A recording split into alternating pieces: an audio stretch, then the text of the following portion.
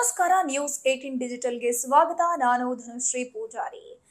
ವೀಕ್ಷಕರೇ, ನೀವೆಲ್ಲರೂ ಕೂಡ ಒಂದು ಟೈಲರ್ ಶಾಪಿಗೆ ಹೋಗ್ತೀವಿ. ಟೈಲರ್ ಶಾಪಿಗೆ ಹೋದಂತಹ ಸಂದರ್ಭದಲ್ಲಿ ಒಂದು ಬಟ್ಟೆಯನ್ನು ಕೊಡ್ತೀವಿ. ಈ ಬಟ್ಟೆನ ಇಂಥದ್ದೇ ಡಿಸೈನ್ ಅಲ್ಲಿ ಸ್ಟಿಚ್ ಮಾಡಿ ಅಂತ ಹೇಳ್ತೀವಿ. ಇಂಥದ್ದೇ ದಿನಾಂಕದನ್ನು ನಮ್ಗೆ ಬೇಕು ಅಂತ ಹೇಳ್ತೀವಿ. ಬಿಕಾಸ್ ನಮ್ಗೊಂದು ಫಂಕ್ಷನ್ ಇರುತ್ತೆ. ಸೊ ಫಾರ್ ಎಕ್ಸಾಂಪಲ್, ನಮಗೆ ಜನವರಿ 1 ಒಂದು ಫಂಕ್ಷನ್ ಇದೆ ಅಂತಂದ್ರೆ ಡಿಸೆಂಬರ್ ಎಂಡಲ್ಲೇ ಸ್ಟಾರ್ಟಿಂಗ್ ಅಲ್ಲಿ ನಾವು ಅದನ್ನ ಕೊಟ್ಟಿರ್ತೀವಿ. ಎಂಡ್ ಅಲ್ಲಿ ನಮಗೆ ಬೇಕು ಅಂದ್ರೆ ಎಂಡಿಂಗ್ ಅಂದ್ರೆ ಡಿಸೆಂಬರ್ 30 31 ನಮ್ಗೆ ಬೇಕು ಅಂತ ನಾವು ಹೇಳಿರ್ತೀವಿ.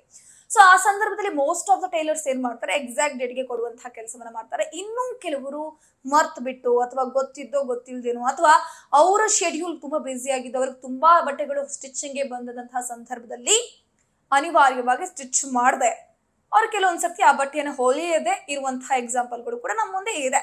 ಸೊ ನಾವೇನ್ ಮಾಡ್ತೀವಿ, ಪರವಾಗಿಲ್ಲ ಬಿಡಿ, ಬೇರೆ ಬಟ್ಟೆ ಹಾಕೊಂಡು ಹೋಗ್ತೀವಿ ಅಂತ ಹೇಳ್ತೀವಿ. ಇನ್ನೂ ಕೆಲವರಿಂದ ದೊಡ್ಡ ಇಶ್ಯೂ ಮಾಡ್ತಾರೆ. ಅಂತ ಇಶ್ಯೂ ಅಹಮದಾಬಾದ್ ನಲ್ಲಿ ನಡೆದಿದೆ.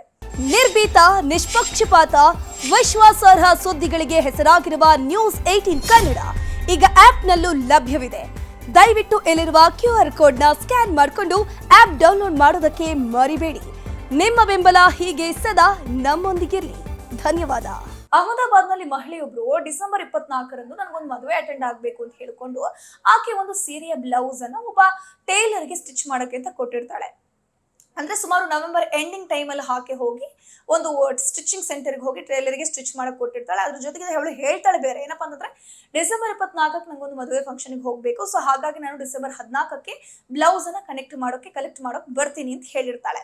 ಸೊ ಅದೇ ರೀತಿ ಆಕೆ ಏನ್ ಮಾಡ್ತಾಳೆ, ಡಿಸೆಂಬರ್ 14ನೇ ತಾರೀಕು ಇದೇ ಟೈಲರ್ ಬಳಿ ಹೋಗಿ ನನ್ನ ಬ್ಲೌಸ್ ಆಗಿದೆಯಾ, ಸ್ಟಿಚ್ ಆಗಿದೆಯಾ ಅಂತ ಕೇಳ್ತಾಳಂತೆ. ಸೊ ಆ ಸಂದರ್ಭದಲ್ಲಿ ಆತ ಏನ್ ಮಾಡ್ತಾನೆ, ಇಲ್ಲ ಮೇಡಮ್ ನಾನು ಮರ್ತು ಬಿಟ್ಟೆ ಅಂತ ಹೇಳ್ತಾನೆ. ಸೊ ಆಕೆ ಏನ್ ಮಾಡ್ತಾಳೆ, ಸರಿ ಬಿಡಿ ಪರವಾಗಿಲ್ಲ, ಇನ್ನೂ ಕೂಡ ಟೈಮ್ ಇದೆಯಲ್ಲ, 24ಕ್ಕಲ್ವಾ ಮದುವೆ, ಆದಷ್ಟು ಬೇಗ ಕೊಟ್ಬಿಡಿ ಅಂತ ಹೇಳ್ತಾಳಂತೆ ಈಕೆ ಮಹಿಳೆ. ಸೊ ಅದಾದ್ಮೇಲೆ ಮದುವೆ ಬೇರೆ ಮುಗ್ದು ಹೋಗಿರುತ್ತೆ. ಬಟ್ ಇವನು ಬ್ಲೌಸ್ ಮಾತ್ರ ತಂದು ಕೊಡೋಲಿ ವಿಳಂಬ ಮಾಡ್ತಾನೆ, ವಿಫಲ ಆಗ್ತಾನೆ. ಸೊ ಈಕೆ ಏನ್ ಮಾಡಿದಳಪ್ಪ ಅಂತಂದ್ರೆ, ಈಕೆ ಕೋರ್ಟ್ ಮೆಟ್ಟಿಲೇರಿದ್ರೆ ಗ್ರಾಹಕರ ನ್ಯಾಯಾಲಯದ ಮೆಟ್ಟಿಲೇರಿ ಈಗ ತನ್ನ ವಿರುದ್ಧ ಒಂದು ಕಂಪ್ಲೇಂಟ್ ಮಾಡ್ತಾಳೆ. ಸೊ ಕಂಪ್ಲೇಂಟ್ ಗೆ ಸಂಬಂಧಪಟ್ಟಂತೆ ಕೋರ್ಟ್ ನಲ್ಲಿ ಒಂದು ನೋಟಿಸ್ ಜಾರಿ ಆಗುತ್ತೆ ಈ ಒಂದು ಟೈಲರ್ಗೆ. ಸೊ ಈ ಟೈಲರ್ಗೆ ನೋಟಿಸ್ ಜಾರಿ ಆದಂತಹ ಸಂದರ್ಭದಲ್ಲಿ ನೋಟಿಸ್ ಬಂತು ಅಂತ ಹೇಳ್ಕೊಂಡು ಆತ ನೆಗ್ಲೆಕ್ಟ್ ಮಾಡಿರ್ತಾನೆ. ಸೊ ಕೋರ್ಟ್ ಏನ್ ಮಾಡುತ್ತೆ, ಈಗ ನೋಟಿಸ್ ಕೊಟ್ಟರು ಕೂಡ ಈತ ಕೋರ್ಟ್ಗೆ ಹಾಜರಾಗಿಲ್ಲ, ವಿಳಂಬ ಮಾಡಿದಾನೆ. ಸೊ ಹೀಗಾಗಿ ಈತನೇ ತಪ್ಪಿತಸ್ಥ. ಅದ್ರ ಜೊತೆಗೆ ಈ ಗ್ರಾಹಕಿ ಏನಿದ್ದಾಳೆ, ಈಗ ಸ್ಟಿಚಿಂಗ್ ಕೊಟ್ಟಿದ್ದಂತಹ ಮಹಿಳೆ ಏನಿದ್ದಾಳೆ, ಆಕೆಗೂ ಕೂಡ ಮಾನಸಿಕ ಖಿನ್ನತೆಗೆ ಈಕೆ ಒಳಗಾಗಿದ್ದಾಳೆ, ಮಾನಸಿಕ ಕಿರುಕುಳಕ್ಕೆ ಒಳಗಾಗಿದ್ದಾಳೆ. ಹೀಗಾಗಿ ಈತ ಟೈಲರ್ ಏನಿದ್ದಾನೆ ಅದ ತಪ್ಪಿತಸ್ಥ. ಆತನಿಗೆ ಒಂದಷ್ಟು ದಂಡ ವಿಧಿಸಬೇಕು ಅಂತ ಹೇಳ್ಕೊಂಡು ಬರೋಬ್ಬರಿ 7,000 ದಂಡವನ್ನ ವಿಧಿಸಿರುವಂತದ್ದು ಇಲ್ಲಿ ಗಮನಿಸ್ತಾ ಇರಬಹುದು.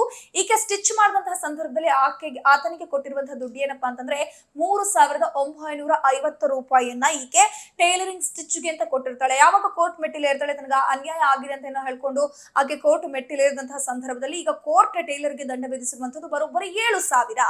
ಸೊ ಹೀಗಾಗಿ ಟೈಲರ್ಸ್ ಗಳು ಕೂಡ ಇಲ್ಲಿ ಗಮನಿಸಿರಬಹುದು. ಇನ್ ಕೇಸ್ ನೀವೇನಾದ್ರು ವಿಳಂಬ ಮಾಡ್ತಿದ್ದೀರಾ ಅಂತಂದ್ರೆ ಆದಷ್ಟು ಬೇಗ ಸ್ಟಿಚ್ ಮಾಡಿ ಕೊಡ್ಲೇಬೇಕಾಗುತ್ತೆ. ಯಾಕಂದ್ರೆ ಗ್ರಾಹಕರ ನ್ಯಾಯಾಲಯ ಅನ್ನುವಂಥದ್ದು ಇದ್ದೇ ಇದೆ. ಅವ್ರ ಹತ್ರ ಪ್ರೂಫ್ ಇದ್ದು ನೀವು ಅವ್ರಿಗೆ ಏನಾದ್ರು ಈ ತರ ಡಿಲೇ ಮಾಡುವಂಥದ್ದು ಅಥವಾ ಅವರಿಗೆ ಇಷ್ಟಾನುಸಾರವಾಗಿ ಹೇಳಿರುವಂತಹ ಡಿಸೈನ್ ಅನ್ನ ನೀವು ನಿಮ್ಗೆ ಬೇಕಾದ ಹಾಗೆ ಸ್ಟಿಚ್ ಮಾಡಿ ಕೊಡುವಂಥದ್ದು ಮಾಡಿದ್ರೆ ಇಂತಹ ಕಂಪ್ಲೇಂಟ್ ಗಳು ಆಗುತ್ತೆ. ಆಸ್ ವೆಲ್ ಆಸ್ ಇದಕ್ಕೆ ಇನ್ನೊಂದು ಎಕ್ಸಾಂಪಲ್ ಇದೆ, ನೀವು ಗಮನಿಸ್ತಾ ಇರಬಹುದು. ಕೇರಳದಲ್ಲೂ ಕೂಡ ಇದೇ ರೀತಿಯ ಒಂದು ಕಂಪ್ಲೇಂಟ್ ಆಗಿತ್ತು, ದಂಡ ಕೂಡ ವಸೂಲಿ ಆಗಿತ್ತು, ಬರೋಬ್ಬರಿ 15,000 ದಂಡ. ಅದು ಅಲ್ಲಿ ಕೂಡ ಗಮನಿಸಬಹುದು. ಒಬ್ಬ ವ್ಯಕ್ತಿ ಏನ್ ಮಾಡ್ತಾನೆ ಅಂತಂದ್ರೆ, ಕೇರಳದಲ್ಲಿ ಒಂದು ಶರ್ಟ್ ಸ್ಟಿಚಿಂಗ್ ಅಂತ ಕೊಟ್ಟಿರ್ತಾನೆ ಅಂತ ಒಂದಷ್ಟು ಮೆಜರ್ಮೆಂಟ್ ಕೂಡ ಆ ಟೈಲರ್ ತೆಗೆದುಕೊಂಡಿರ್ತಾನೆ. ಬಟ್ ಮೆಜರ್ಮೆಂಟ್ ಎಲ್ಲ ತೆಗೆದುಕೊಂಡಾದ್ಮೇಲೂ ಕೂಡ ಆತ ಶರ್ಟ್ ಅನ್ನ ಹೊಲ್ದು ವಾಪಸ್ ಗ್ರಾಹಕನಿಗೆ ಕೊಡುವಂತಹ ಸಂದರ್ಭದಲ್ಲಿ ತುಂಬಾ ಬಟ್ಟೆ ಫಿಟ್ ಆಗಿತ್ತಂತೆ.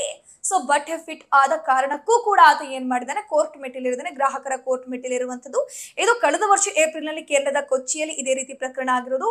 ಎರ್ನಾಕುಲಂ ಜಿಲ್ಲಾ ಗ್ರಾಹಕ ವಿವಾದ ಪರಿಹಾರ ಆಯೋಗವು ನೀಡಿದ ಅಳತೆಗಳ ಪ್ರಕಾರ ಶರ್ಟ್ ಹೊಲಿಸೋಕೆ ವಿಫಲವಾದ ಕಾರಣ ಈ ಎರ್ನಾಕುಲಂನ ಗ್ರಾಹಕ ವಿವಾದ ಪರಿಹಾರ ಆಯೋಗವು ಬರೋಬ್ಬರಿ ಆ ಟೈಲರ್ಗೆ 15,000 ರೂಪಾಯಿ ದಂಡವನ್ನ ವಿಧಿಸಿದೆ.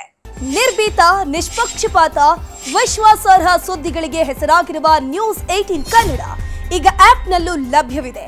ದಯವಿಟ್ಟು ಇಲ್ಲಿರುವ QR ಕೋಡ್ನ ಸ್ಕ್ಯಾನ್ ಮಾಡಿಕೊಂಡು ಆಪ್ ಡೌನ್ಲೋಡ್ ಮಾಡೋದಕ್ಕೆ ಮರಿಬೇಡಿ. ನಿಮ್ಮ ಬೆಂಬಲ ಹೀಗೆ ಸದಾ ನಮ್ಮೊಂದಿಗಿರಲಿ. ಧನ್ಯವಾದ.